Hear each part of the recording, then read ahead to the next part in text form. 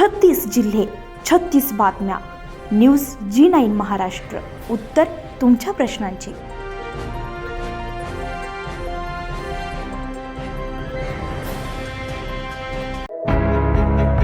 तिवसा येथील तहसील कार्यालयाच्या सभागृहामध्ये अमरावती पोलीस ग्रामीण पोलीस दलाच्या वतीने ऑपरेशन कवच अंतर्गत भव्य जनजागृती कार्यक्रमाचं आयोजन करण्यात आलेलं होतं.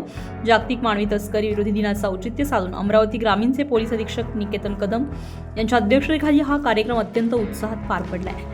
कार्यक्रमाची सुरुवात मंचावरील उपस्थित मान्यवरांच्या हस्ते छत्रपती शिवाजी महाराजांच्या प्रतिमेचे पूजन करून आणि दीपप्रज्वलना झाली आहे. या प्रसंगी प्रमुख उपस्थिती म्हणून तिवसाचे तहसीलदार मयूरजी कळसे, प्रख्यात समाजसेवक छायाताई दंडाळे, सुप्रसिद्ध वक्ते गुरुकुलचे तुलसी झुंजलकर आणि तिवसा पोलीस स्टेशनचे ठाणेदार गोपाल उपाध्याय आदी मान्यवर मंचावर उपस्थित होते. या कार्यक्रमादरम्यान उपस्थितांना मानवी तस्करी, अंमली पदार्थांचे दुष्परिणाम, सुरक्षित वाहतूक आणि सुरक्षित समाज निर्मिती याविषयी सविस्तर अत्यंत उपयुक्त माहिती देण्यात आली आहे. अंमली पदार्थ मुक्त आणि सुरक्षित समाज घडवण्यासाठी प्रत्येकाने सतर्क राहण्याचं आवाहन यावेळी करण्यात आलं आहे. या महत्त्वपूर्ण कार्यक्रमाला तिवसा तालुक्यातील विविध शाळा महाविद्यालयांमधील विद्यार्थी, विद्यार्थिनी, शिक्षिका तसेच तिवसा तालुका कार्यालयातील कर्मचारी आणि अधिकारी मोठ्या संख्येने उपस्थित होते. कार्यक्रमाचे सूत्रसंचालन अजयजी अडिकणे सर यांनी अत्यंत प्रभावीपणे केलेलं आहे.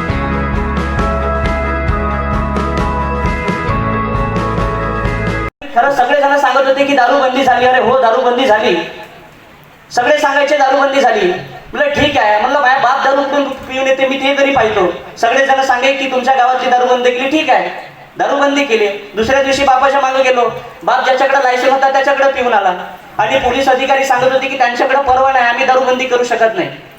मित्रांनो, लक्षात ठेवा, ज्या राष्ट्रीय स्वातंत्र्यामध्ये या भारत देशासाठी स्वातंत्र्य मिळवण्यासाठी ज्या पूज्य महात्मा गांधीजींनी आपलं आयुष्य समर्पित केलं, ते महात्मा गांधीजी सांगतात की या देशाची सत्ता स्वातंत्र्याच्या नंतर जर या देशाची सत्ता आमच्या हातात आली, जर माझ्या हातात आली, तर या देशामध्ये सर्वात पहिले मी दारूबंदी करील, शराबमुक्त करेल. खऱ्या अर्थाने या देशामध्ये असणाऱ्या पूज्य महात्मा गांधीजींना आपल्या देशाची भावना आणि दुःख व्यक्त करताना दारूबंदी सारखा विषय जर त्यांच्या चिंतनामध्ये येत असेल तर विचार करा आपला देश कोण्या पातळीवर आहे.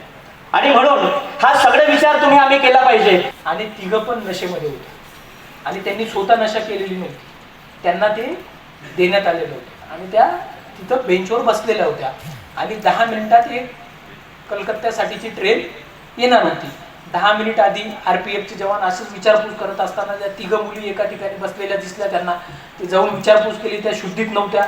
त्यांना तात्काळ घेतलं, हॉस्पिटलमध्ये नेलं, बघण्यात आलं तर त्यांना नशेच्या गोळ्या देण्यात आलेल्या होत्या. त्याच्यानंतर मग त्या 8 तासांनी त्यांची नशा उतरली. त्यांना विचारपूस करायला लागली. तिघं मुलींनी सांगितलं की आम्ही तिघच्या 3 मुलांसोबत इथे आलेलो होतो. त्या 12-13 वर्षाच्या मुली होत्या. ते तिघं जे मुलं होते ते 25 वर्षापेक्षा जास्त वय होतं आणि तिघं मुली कॉन्फिडेंटली सांगत होत्या आमचं त्यांच्यावर प्रेम आहे. ते आपण जाऊन ऐकावं त्यांना. ते आपल्याला विविध गाणी किंवा ते जे काही असतं ते आपल्या वाजवतील बँड वगैरे, आपण त्याचा सुद्धा लाभ घ्यावा. न्यूज G9 महाराष्ट्रासाठी नंदकिशोर मते, तिवसा.